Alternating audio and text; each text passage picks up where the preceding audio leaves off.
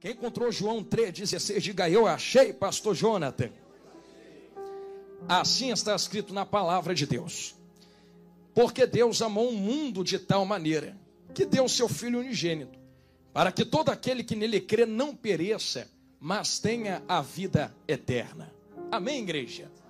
Pode tomar teu assento em nome de Jesus, e eu peço toda a sua atenção agora. Deus é bom e a misericórdia dele dura para sempre. E isto me encara bem dentro dos meus olhões assim, desse jeitão. Eu tenho certeza que vocês, como bons estudantes e por que não frequentadores, inscritos da escola bíblica dominical, já fizeram estudos profundos acerca desse versículo. Existem alguns que até mesmo tomam a liberdade de dizer que esse versículo é o carro-chefe, porque através desse versículo nós percebemos que existe uma obra missionária, onde Cristo é o primeiro missionário. Existe uma boa oferta, onde o ofertante é o próprio Deus. Existe a dinâmica da perdição da humanidade, mas também existe a redenção dessa mesma humanidade. Aqui diante de vós está o versículo que é uma coluna dentro dos evangelhos. Porque Deus amou, é que tudo isto está acontecendo. Se Deus não houvesse amado, nenhum de nós estaria aqui dentro agora para dar glória a Ele. É por isso que eu acredito e eu posso dizer que o amor é uma das, se não a maior força que existe no universo. E talvez você diga: pastor, a maior força é Deus. Sim, é por isso que a Bíblia faz questão de dizer que Deus é, não tem. Deus é amor.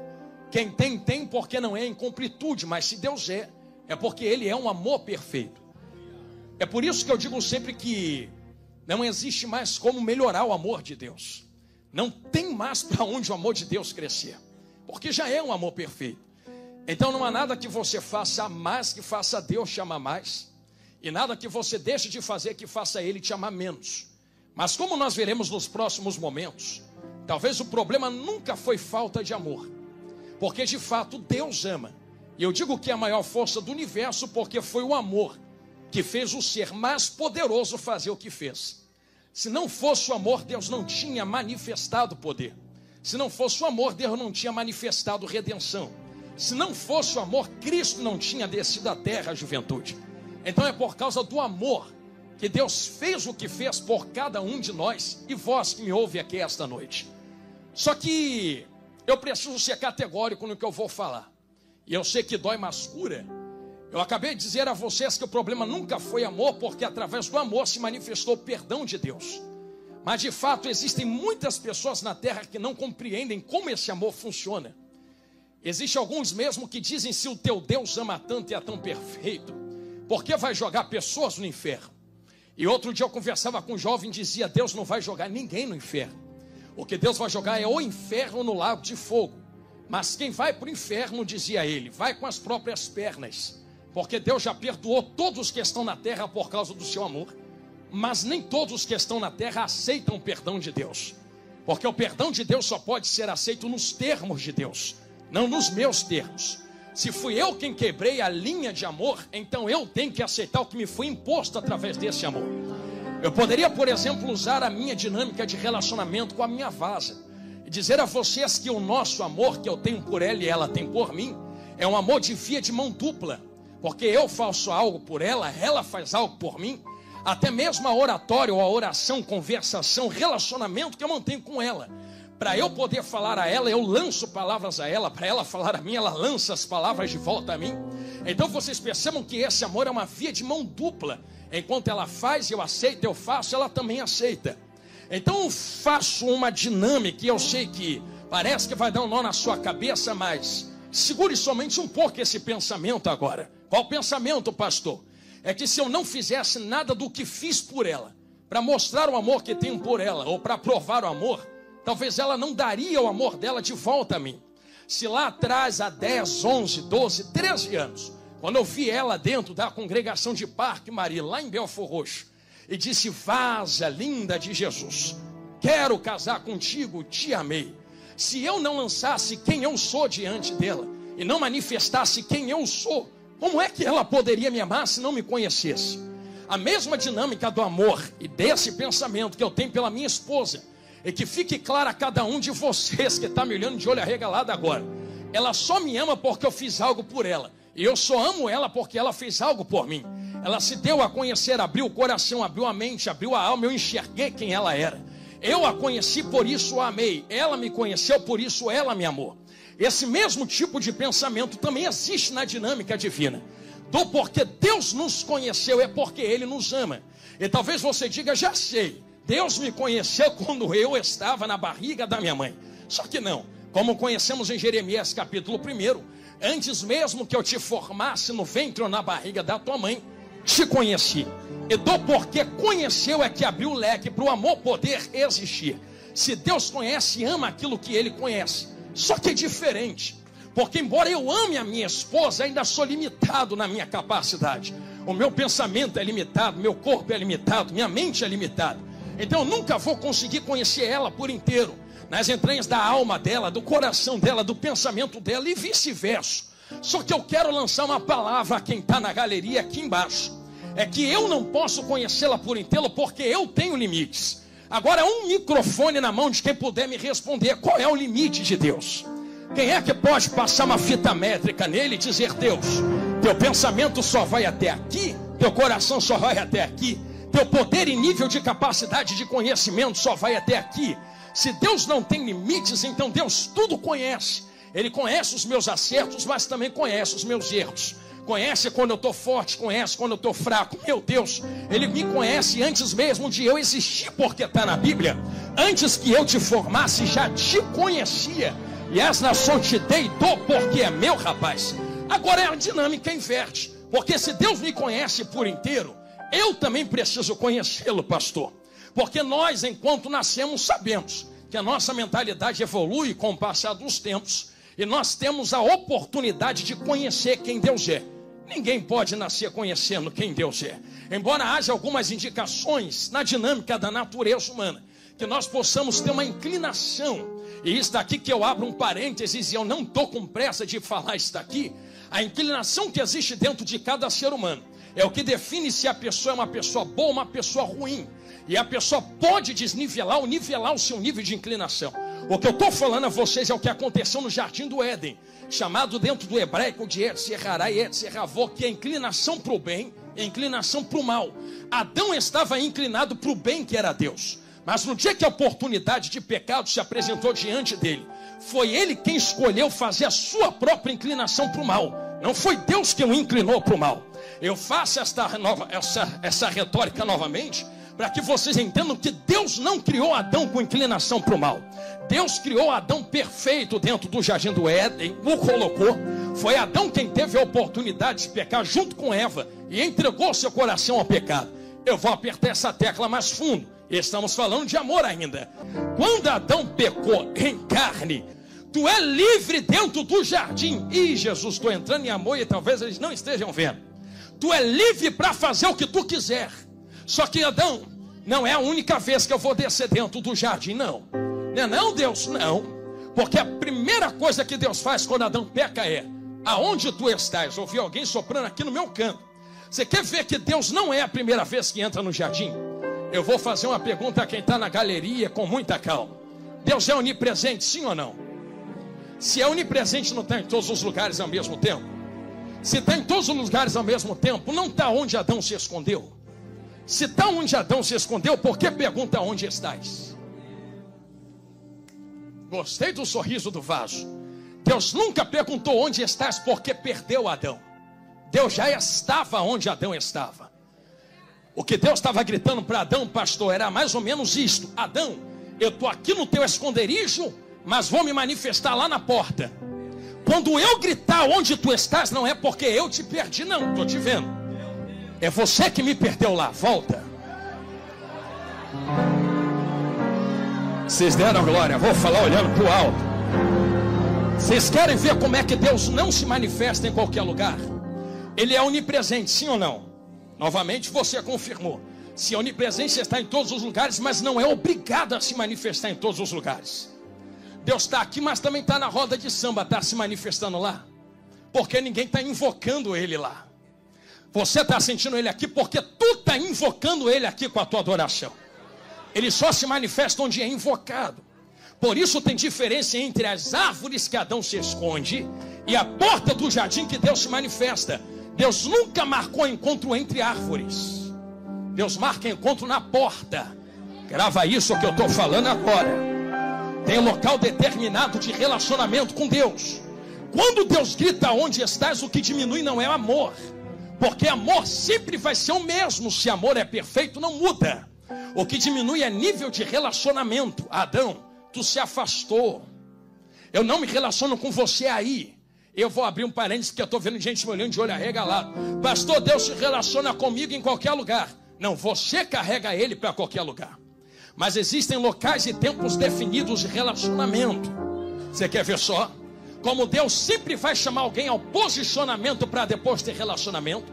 Você lembra de Jeremias? Quando Deus olha para Jeremias, eu não estou preocupado de arrancar-se glória, e diz assim: rapaz, quero falar contigo. Então fala.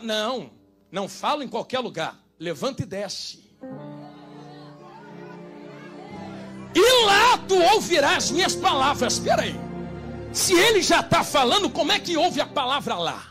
É porque o texto está indicando: enquanto tu não estiver na posição de relacionamento para eu manifestar o meu amor, a minha palavra para você é só uma: posição. Posição. Se me ama, posiciona. Se me deseja, posiciona. Não adianta chorar, não adianta arrepiar, não adianta entregar oferta grande, não adianta dizer que me ama. Quem me quer se posiciona na minha presença. É por isso que não é obrigatório, é convidativo. Eu sei, e tu também sabe. E Jesus, cheguei aonde tu mandou. Que Adão não conseguiu manter estruturado o amor que tinha por Deus. Caiu, pecou. Quem não me ouve, diga glória a Deus. Imagine que Adão ficou de pé. E não ficou de pé porque quis. Ficou de pé porque quando pecou, Deus não desistiu. E se o tema desse congresso foi por você, olha o que Deus fez. Acha que quando Adão pecou e os olhos se abriram, Deus manifesta a voz na porta do jardim, Adão se esconde entre as árvores. E Deus chama ele à sua presença. Se fosse para matar, já tinha matado no ato. Deus deixou ele fazer muita coisa, chama na frente, aponta o dedo. E se fosse no português claro, a juventude diria assim: a olaria é minha. Ainda tenho barro para fazer outra Adão e Eva. Não preciso de você, não preciso de você, não preciso de você, não preciso de você. Posso sentar no mesmo trono, começar tudo de novo. Não sou Deus por causa de vocês. Gostei do temor que repousou na igreja. Deus fez porque precisa de mim. Não. Deus pode jogar na lata de inferno agora, não perde 1 grama de poder. Tu entendes que a urgência não é dele, é tua. Ele não precisa de você para provar quem ele é. Se não precisa, por que faz o que fez? Aqui está a perfeição do amor de Deus. Eu disse a vocês que a minha esposa fez algo por mim e eu por ela. Abrimos o coração e a alma um ao outro para que ela me conhecesse e eu conhecesse ela. Agora, o que foi que vocês fizeram para Deus te amar? Vou perguntar de novo. O que foi que vocês fizeram para Deus poder te amar desse jeito? Dei meu dízimo, Deus também ama quem não dá dízimo. Dei a maior oferta, Deus também ama quem não tem R$1 para dar de oferta. É porque eu estou santo, Deus também ama quem está em pecado lá fora, só não ama o pecado. É porque eu nunca cheirei, Deus também ama quem está cheirando, só não ama a cocaína que está botando para dentro. É porque eu nunca falei um palavrão na minha vida, Deus também ama boca suja, só não ama o palavrão que sai da boca. Eu nunca adulterei, Deus também ama o adúltero, só não ama o adultério que está cometendo. Eu nunca desviei, Deus também ama quem caiu, só não ama a queda que está acontecendo. O que é que tu fez para Deus chamar desse jeito? O que é que tu entregou para Ele poder chamar desse jeito? Vocês começam a entender que não tem um porquê humano de Deus chamar desse jeito. Pastor, eu sei porque Deus me ama. Me prova na Bíblia. Ele me ama porque entregou o seu filho. Não, isso é consequência, não é origem. De Gênesis a Apocalipse já procurei, se tu achar me mostra. Não tem a origem do amor de Deus por vocês. Eu não sei por que Deus te ama. Agora tu vai contender contra esse amor? Se tu quiser, tu pode sair do amor dele, porque tu nunca foi escravo dentro da casa. Tu é tão livre que é livre até para desviar, se você quiser. E leia-se Lucas 15, filho pródigo, que é filho, mas nunca esteve preso dentro da casa. Quando bateu no peito dizendo, vou sair, o pai disse, a porta é ali porque tu é livre, mas do jeito que tu é livre para ir, tu também é livre para voltar. Não vou atrás de você, estou te esperando na porta. Está na Bíblia. Quando Deus quiser, Deus me arrasta. Vai ficar onde tu está então. Porque o que está na Bíblia é quando o filho começa a voltar, é que o pai vai ao encontro. Ir ao encontro não é ir atrás. Estou vendo gente me olhando de olho arregalado. Quando Deus me quiser, me levanta. Tem que ter uma atitude. O filho se levanta, posição, lembra? E depois que posiciona, começa a retornar ao caminho. Talvez não tenha força de voltar para casa, mas o pai só precisa de uma primeira atitude para ir lá, pegar e resgatar de volta. O pai nunca vai te arrastar, porque eu vou especificar o que eu estou falando sem pressa, já que é para mastigar gostoso esse alimento. Eu nunca forcei minha esposa a dizer que me ama, e ela nunca me forçou a me dizer que amo ela. Porque imagina Deus entrar aqui, apontar o dedo e dizer, diz que me ama, diz que me ama, bora, diz que me ama, vai, me adora, diz glória, vai, dá logo aleluia para o meu nome. Deus faz isso. Tu diz que ama Ele se tu quiser, porque o que é que soa mais verdadeiro? Um amor forçado ou um amor livre? É alguém dizer para você na tua cara, diz que me ama, que eu estou mandando? Tu vai dizer, então te amo porque tu mandou eu falar. Ou ninguém pedir nada e tu se apresentar diante de Deus e dizer, ninguém precisa dizer nada, eu te amo. A liberdade consiste em si no verdadeiro amor. Por isso Adão era livre para escolher, porque através da escolha se prova se o amor é verdadeiro ou não. Quem entendeu isso aqui que eu falei até aqui, diga glória a Deus. Estou numa linha de pensamento ainda, eu não estou com pressa, vai comendo Bíblia. Se pela liberdade eu provo que o amor é verdadeiro, só pode se provar que um amor é verdadeiro através de liberdade. É por isso que Deus nunca vai te forçar a ficar firme na presença. Se tu quiser a ajuda dele, ele te ajuda. Se tu quiser poder, ele manda poder. Quiser glória, ele envia glória. Quiser unção, ele te capacita com unção.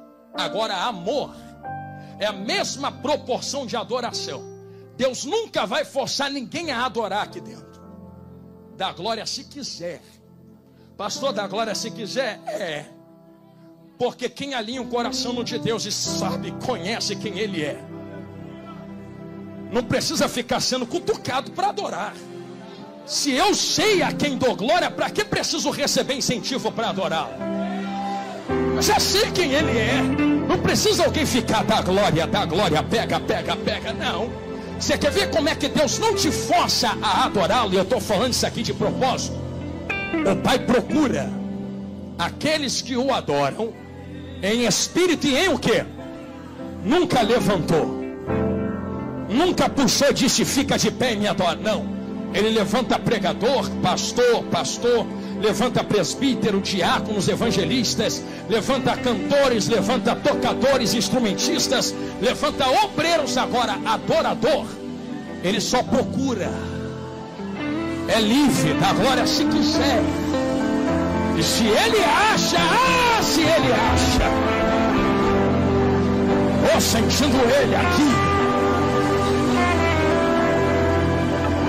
amor é a mesma coisa, vasos. Deus não levanta quem o ama, Deus procura aqueles que o amam. E do porquê procura é que aquele dia ele entrou no jardim do Éden. Estou gostando da linha regalada. Ele apontou o dedo na cara de Adão, no português abrasileirado. Ele poderia dizer, rapaz, não preciso de tu para nada.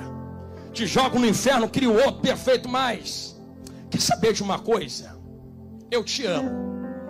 Me ama porque não tente entender porque te amo, mas eu vou te explicar o que eu vou fazer agora.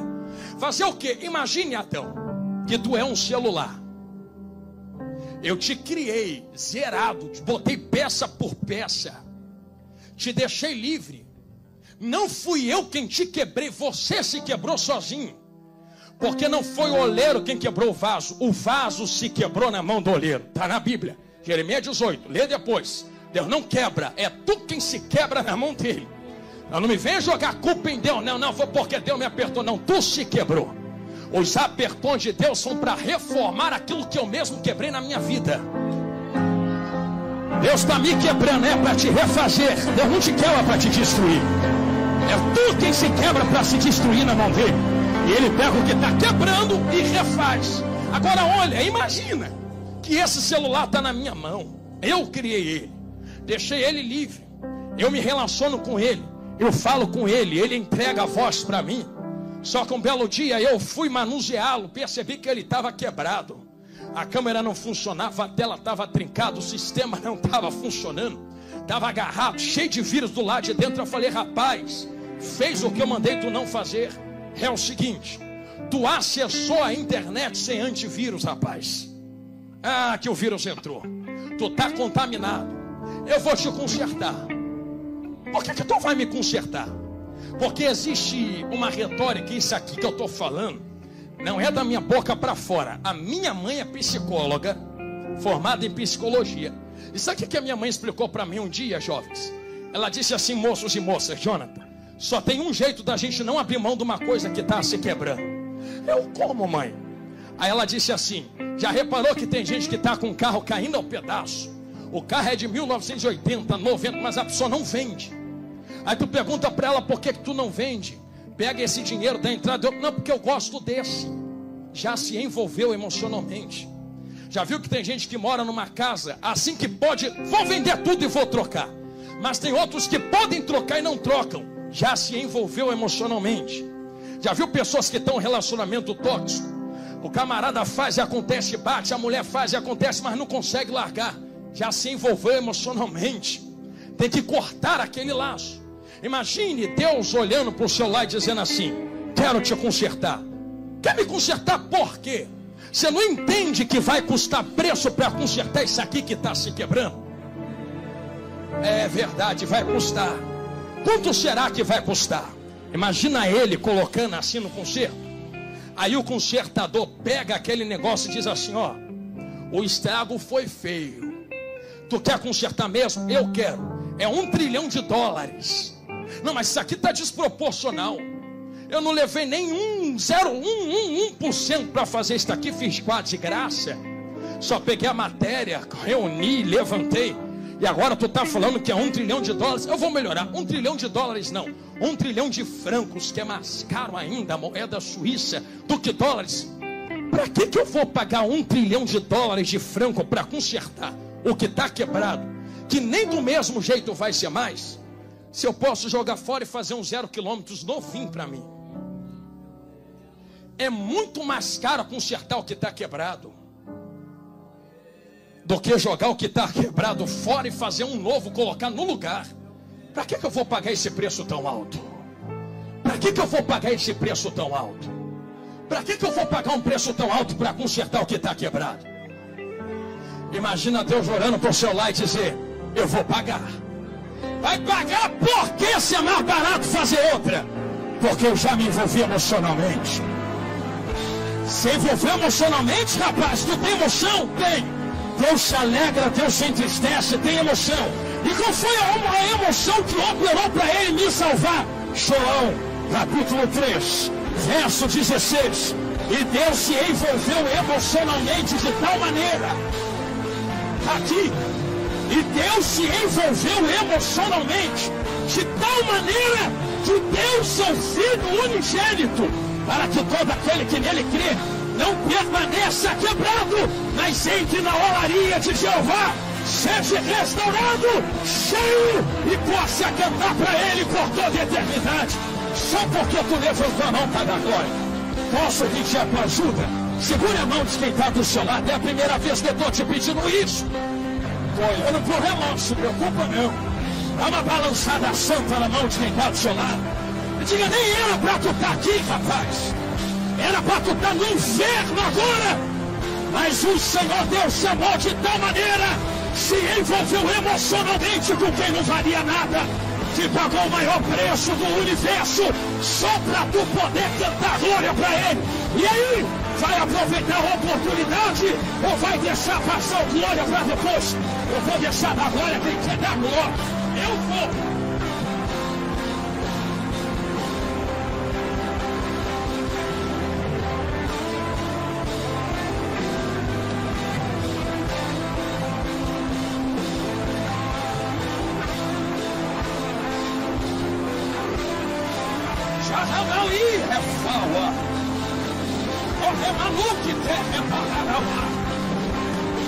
Eu sinto ele aqui.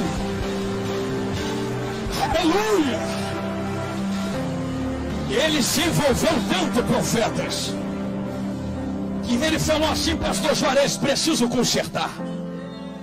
Vai consertar como, Deus? Da semente da mulher nascerá um que esmagará, pisará a cabeça da serpente. É que eu estou sentindo ele aqui.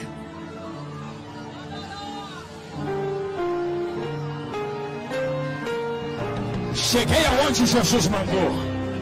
2000 anos atrás, veio um varão andando lá na Galileia, assim ó, lá em Jerusalém. Ninguém dava nada por ele, carpinteiro, filho de José e Dona Maria. Nasceu nos lados de Nazaré. Pode vir alguma coisa boa daquela favela. Só que da favela de Israel, da Judeia, vem andando aquele varão galileu. Certo dia está João Batista batizando. Todo mundo olhando para João Batista e dizendo: tu é o cara. Não, tu tem muitos seguidores. Quando tu prega, o povo entra no deserto, todo mundo te deseja, te quer, te ouve. João Batista para o batismo, o pastor diz assim: opa, vocês me conhecem, por isso respeitam a minha autoridade. Vocês sabem quem eu sou, sabem a quem eu prego, vocês estão do meu lado. Só que eu não sou digno de desatar as alparcas e as correias dos pés daquele ali. Quem é aquele ali, João? Aquele que vem ali é o Cordeiro que tira o quebrado de dentro do celular, que baixa o antivírus, mantém a conexão e nunca mais deixa se infectar de novo. Vem Jesus andando na Galileia. Vem Jesus abrindo o olho de cego. Vem Jesus multiplicando pão, transformando água em vinho. Vem Jesus levantando o coxo, curando o muro. Aí ele começa: é necessário que eu vá. Vou fechar minha Bíblia. Não, não vai não, Jesus, fica com a gente. Não, eu vou, para que o Pai vos envie outro Consolador. Não, Jesus, mas por que tu tem que ir? Eu estou consertando vocês, rapaz. Não, mas como é que tu conserta, Senhor? Eu conserto desse jeito. Vocês são tudo celular quebrado. Vocês vão entrar na loja de meu pai. A loja de meu pai tem nome, é Olaria. E hoje a Olaria vai ser a cruz do Calvário. E como é que a gente conserta lá dentro da Olaria, Jesus? 1 minuto e eu termino. Tiram ele da cruz do Calvário, colocam no túmulo. Ao terceiro dia, alguém vai procurar, a pedra está removida, o túmulo está vazio, olha para dentro e diz: cadê ele? Aí ouve uma voz dizendo: por que procura entre os mortos aquele que já está vivo? Volta e avisa que ele está de pé. A mulher volta correndo, reúne o povão e diz: Jesus está vivo, discípulos. Jesus aparece entre eles, ainda fica 1 dia. Eu estou resumindo e lá vai, terminei aqui. E diz: é necessário que eu vá. Não vou ficar aqui com vocês. Fica, Jesus, eu te amo tanto. Eu sei que vocês me amam. Vocês vão me ver de novo, mas eu preciso ir. Precisa ir por quê? Porque ainda não terminei de consertar vocês. Ainda estou remendando. E eu sei que no remendo de Jeová, ou no conserto perfeito de Jeová, se não tem fogo, não é perfeito.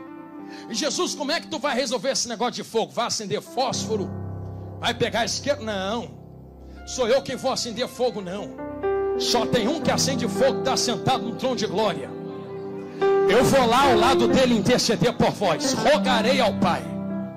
Enquanto eu estiver rogando, ficai em Jerusalém, porque do alto vocês serão revestidos de poder. Estou sentindo ele aqui, ó. Estavam todos eles reunidos no mesmo lugar. De repente veio do céu um som, tu conhece.